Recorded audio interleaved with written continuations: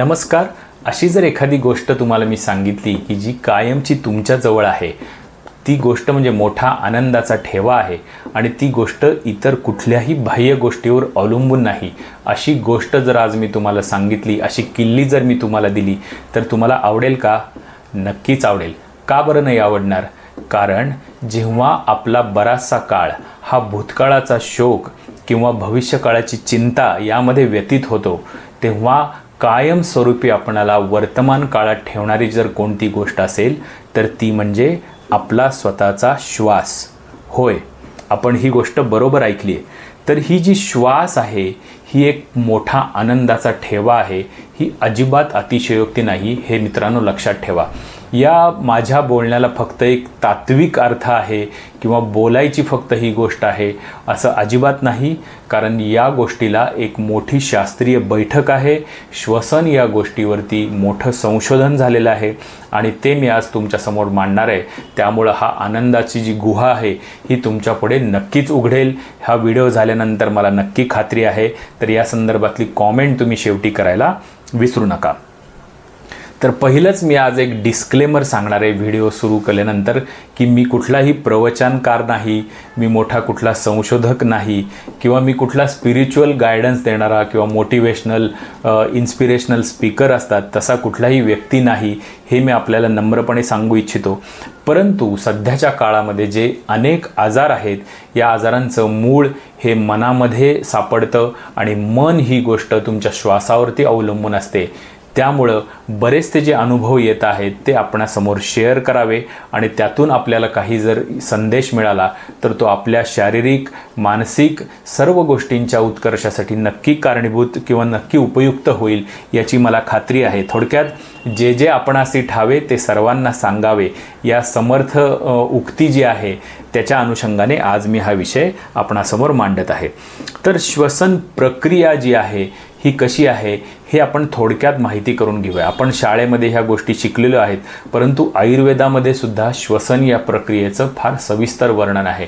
आणि जो काही आपण बाहेरचा वायू घेत असतो, ऑक्सिजन घेत असतो आणि त्यामुळे आपल्या शरीराला चैतन्य प्राप्त होतं, तर त्याला अंबर पियुष अशी उपमा दिलेली आहे की पियुष म्हणजे माहिती आपल्याला अमृत आहे. त्यामुळं आपला श्वास हा अमृतापेक्षा अजिबात कमी नाही आहे. कारण आपल्याला ही गोष्ट माहिती आहे की अन्नाच्या वाचून माणूस अनेक आठवडे, महिनेसुद्धा काही लोक जिवंत राहू शकतात. पाण्या वाचून आपण काही आठवडे, काही दिवस एखादी व्यक्ती जिवंत राहू शकते.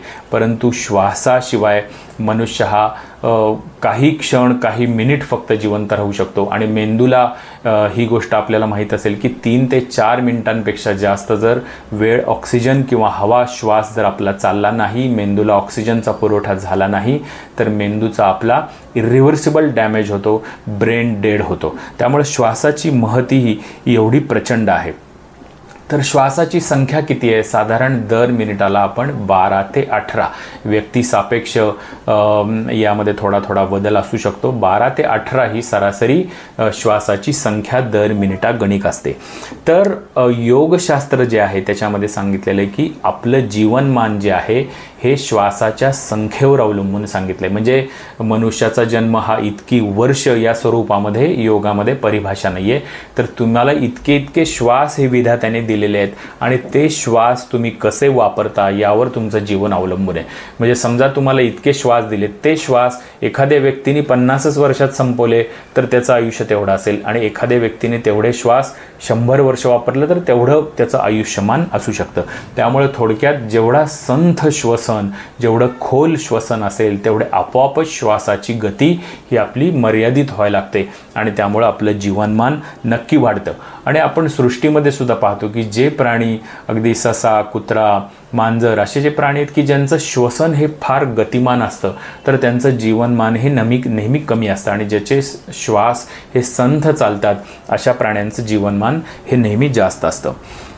तर श्वसन ही जी काही शरीरातली काही प्रक्रिया आहे त्याच्यावरती 2 ज्या आपल्या नर्वस सिस्टीम असतात त्याचे परिणाम होतात. एक असते म्हणजे सिम्पॅथॅटिक नर्वस सिस्टीम, दुसरी असते पॅरासिम्पॅथॅटिक नर्वस सिस्टीम.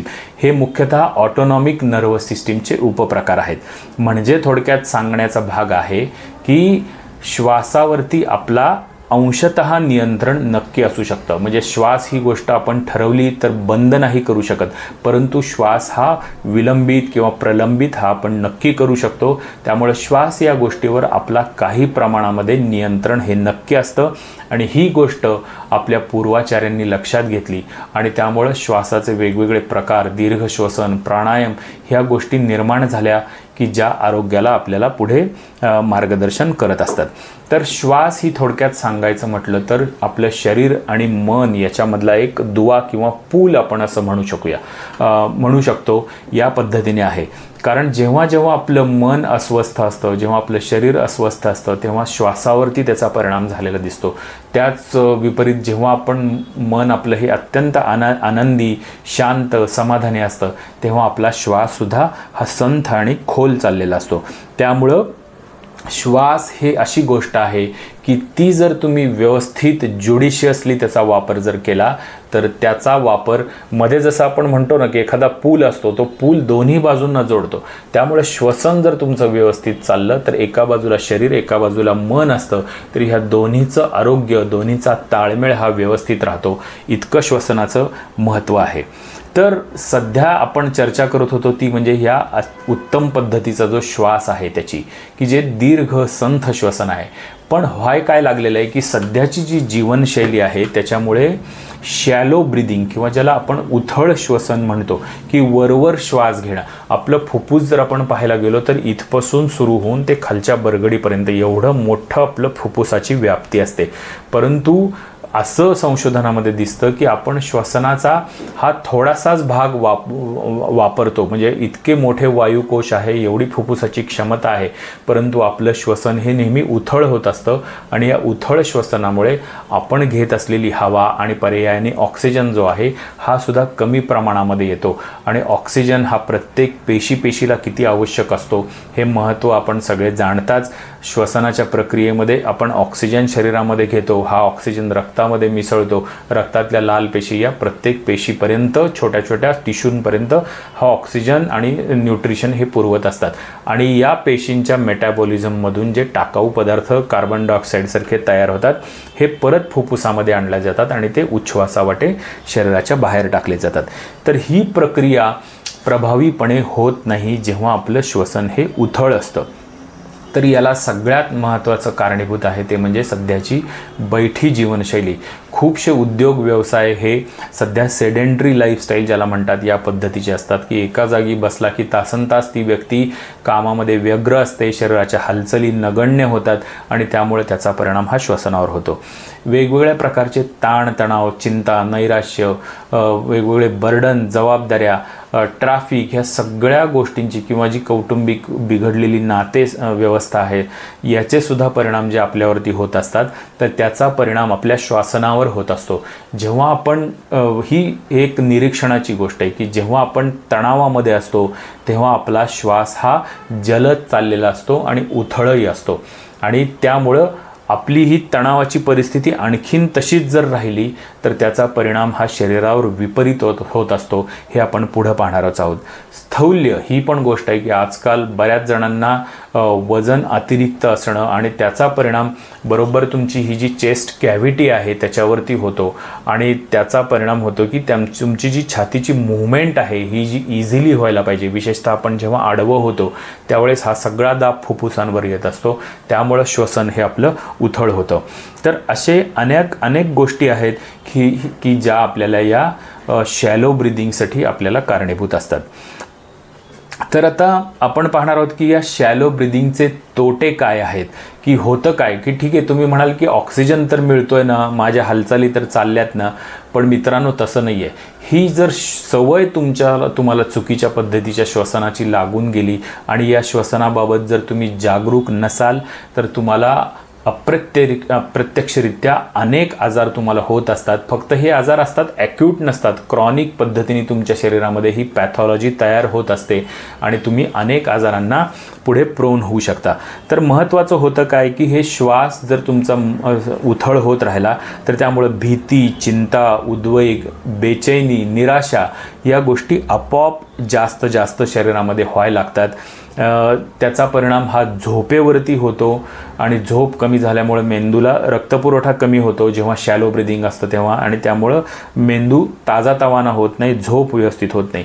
जेव्हा आपण श्वसन हे उथळ करत असतो तेव्हा आपल्या पोटाच्या आणि छातीच्या मध्ये असणारं जी महाप्राचीरा पेशी म्हणतात, त्याला डायफ्रॅम म्हणतात, एक मोठा डोमसारखी एक मोठी मसल आहे शरीरातली, ही या दोन्हीला सेपरेट करत असते।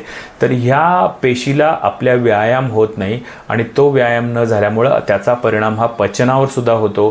त्यामुळे श्वसन तुमचं उथळ असेल तर तुमच्या पचनावरही परिणाम होतो, तुम्हाला अजीर्ण, गॅसेस, ॲसिडिटी यासारख्या गोष्टी व्हायची शक्यता वाढते।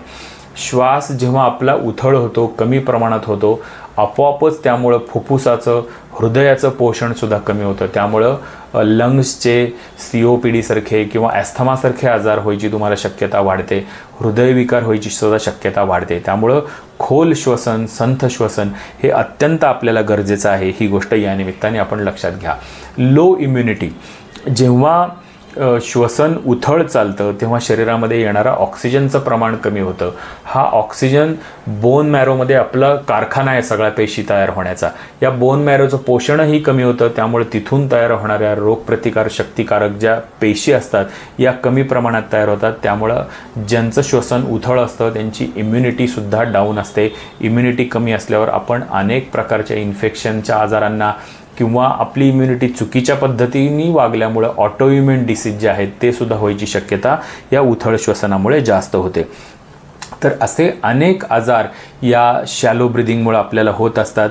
दवाखान्यामध्ये आम्ही पाहत असतो वेगवेगळे पेशंटचे, तेव्हा श्वसनाचा जेव्हा आम्ही थोडक्यात त्याला इतिहास विचारतो किंवा पाहतो तेव्हा लक्षात येतं की हे BP असेल, कोलेस्ट्रॉलचे आजार, दमा, त्वचा विकार, विशेषतः एक्झिमा, सोरियासिस यासारखे आजार, पाठदुखीचे आजार, त्याचप्रमाणे निद्रानाश, पचनाच्या रिलेटेड असलेले इरिटेबल बॉवेल सिंड्रोम यासारखे आजार, पिंपल्स किंवा आजकाल वंध्यत्व हा सुद्धा एक फार मोठा ज्वलंत प्रश्न होऊ पाहत आहे। तर असे अनेक आजार हे आपल्या मनस्थितीवर अवलंबून असतात। आणि मित्रांनो, एक गोष्ट लक्षात घ्या की आपला श्वास जर व्यवस्थित नसेल तर आपली मनस्थितीसुद्धा व्यवस्थित नसते। त्यामुळं श्वासावरती नीट लक्ष केंद्रित करा आणि आपल्याला अनेक प्रकारच्या आजारांना आपल्याला त्यामुळं थोपवता येईल। तर पुढचा व्हिडिओ जरूर पहा, याच्यामध्ये आपण प्रत्यक्ष डीप ब्रीदिंग कसं करायचं, त्याचे वेगवेगळे टेक्निक्स काय असतात ही गोष्ट पाहणार आहे आणि डीप ब्रीदिंगमुळे कसे प्रचंड प्रमाणामध्ये शारीरिक, मानसिक इथपर्यंतच मर्यादित नाही तर अनेक प्रकारचे स्पिरिच्युअल बेनिफिट्ससुद्धा या डीप ब्रीदिंगचे आहेत। तर याचा एक आढावा आपण पुढच्या व्हिडिओमध्ये घेणार आहोत, तर तोही पाहायला विसरू नका। व्हिडिओ आवडला असेल तर जरूर लाईक करा, चॅनल सबस्क्राईब करा। धन्यवाद।